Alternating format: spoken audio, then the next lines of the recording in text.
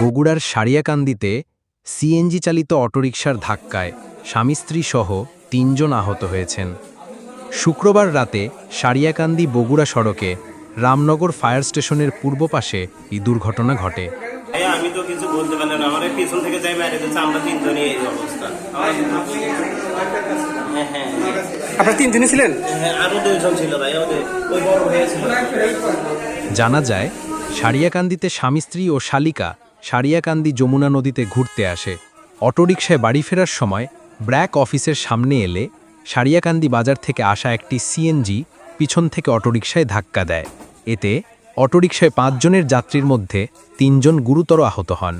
আহতরা হলেন গাবতলী উপজেলার উনচরকি গ্রামের মোহাম্মদ হেলাল মিয়ার ছেলে সুজন মিয়া, সুজন মিয়ার স্ত্রী মোসাদ শিউলি ও শহীদুল ইসলামের মেয়ে সাথী খাতুন। সড়ক দুর্ঘটনার খবর পেয়ে ফায়ার সার্ভিসের কর্মীরা আহতদের উদ্ধার করে সারিয়াকান্দি হাসপাতালে ভর্তি করে। পরে কর্তব্যরত চিকিৎসক উন্নত চিকিৎসার জন্য বগুড়া সজিমেক হাসপাতালে রেফার করেন।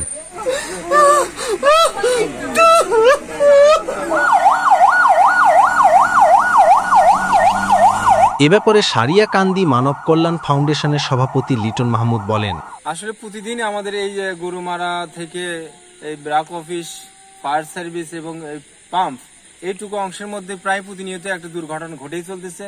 আর বেপরোয়া এই দুর্ঘটনাগুলোর মূল কারণ হিসেবে আমরা শনাক্ত করতে পারতেছি সিএনজি, অতিরিক্ত সিএনজির বেপরোয়া গতির কারণে, এবং তারা কোনো নিয়ম ছাড়াই, ট্রাফিক কোনো নিয়ম জানে না, এরা যেখানে ওভারটেকিং নিষেধ সেখানে তারা ওভারটেকিং করে, এবং যেখানে তাদের গতি কমানোর কথা সেখানে গতি আরো বাড়ায়া দেয়।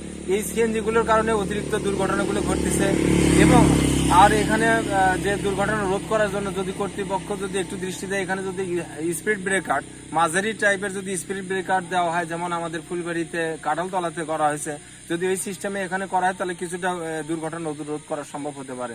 তা না হলে প্রতিনিয়ত হয়তো কাল একজন হয়েছে, কাল হয়তো আমি বা আরেকজন, এটা হতেই থাকবে, চলতেই থাকবে।